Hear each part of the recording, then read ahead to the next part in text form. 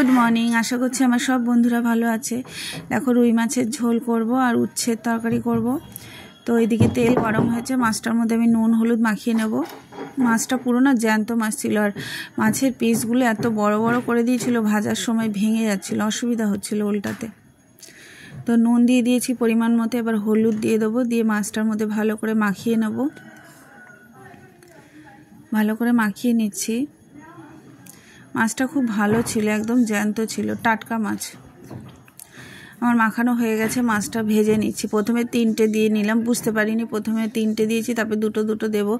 3টে দিয়েছি না, মাছটা ভেঙে গেছে। একটা মাছ দেখো, এই যে একটা মাছ দেখো ভেঙে গেছে। এই দিকটা পাতলা দিকটা, এই দিকটা মাছটা উল্টাতে গিয়ে ভেঙে গেছে। আর এই কটা আছে, এটা ভেজে নেবো আমি তাড়াতাড়ি করে, আমার আবার বেরোতে হবে। আজকে রান্না পুরো তোমাদের সঙ্গে আমি শেয়ার করতে পারিনি, যেটুকু পেরেছি আমি তুলে ধরছি তোমাদের সামনে।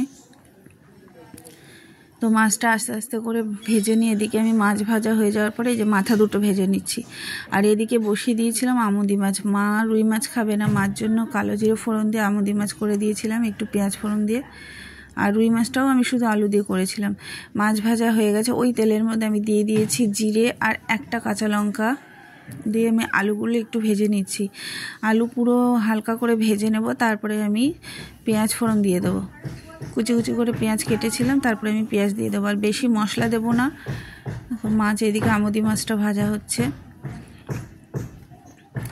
রুই মাছের মধ্যে আমি জিরে আদা কাঁচা লঙ্কা আর একটু সামান্য সর্ষে মিশিয়ে মশলাটা করেছিলাম। আলু ভাজা হয়ে গেছে, প্রায় লাল লাল করে একটু ভেজে নিয়েছি, তারপরে আমি পেঁয়াজ দিয়ে দেবো। পেঁয়াজটা ভেজে নেওয়া, এই যে পেঁয়াজ দিয়ে দিয়েছি হালকা করে, এটাও ভেজে নেব পেঁয়াজটা। তারপরে পরিমাণ মতো হলুদ আর নুন দিয়ে নিচ্ছি।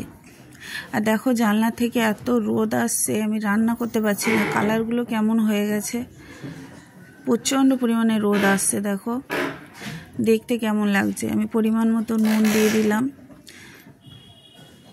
এত পরিমাণে রোদ আসছে, পুরো মানে ধোঁয়া ধোঁয়া সাদা সাদা হয়ে গেছে। তারপরে টমেটো দিয়ে নিলাম, দিয়ে এটাকে পুরো মশলার সঙ্গে মিশিয়ে নিচ্ছি ভালো করে, একটু ভেজে নিয়ে তারপর জল দেব। দেখো কি পরিমাণে রোদ আসছে, গ্যাসটায় পুরো রোদ ভরে গেছে। কাচের জানলা বন্ধ করলেও রোদ ঢুকবে। মশলাটা আমার হয়ে গেছে। মাছের ঝোলটা রঙটা খুব সুন্দর এসেছিলো, কিন্তু এখানে রোদের জন্য কালারটা পরিবর্তন হয়ে গেছে। তো পরিমাণ মতো আমি জল দিয়ে দিয়েছি, পাতলা করে করব ঝোলটা। আমার ওইদিকে ঝোলটা হয়ে গেছে, দেখো তোমাদের দেখিয়ে দিচ্ছি। এই যে রঙটা ভালো এসেছিলো, কিন্তু এখানে সাদা সাদা আসছে। আর এখানে একটা উচ্ছে ছিল, ওটাকে আমি করব। কালো জিরে ফোড়ন দিয়ে দিয়েছি।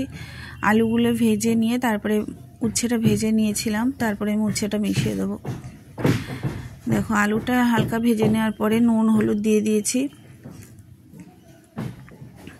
ওটা ভালো করে ভেজে নিয়ে হলুদ দিয়ে তারপরে নুনটা দিয়েছি।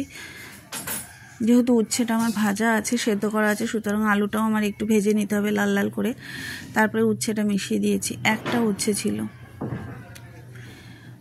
দেখো উচ্ছে দিয়ে আবারও আলুর সঙ্গে ভালো করে আমি ভেজে নিচ্ছি। আর এটা খেতে খুব ভালো লাগে। আমি এমনি উচ্ছে খাই না, এটা আমি এরকম করলে আমি খাই। তারপরে জল দিয়ে দিয়েছি, দেখো মাখা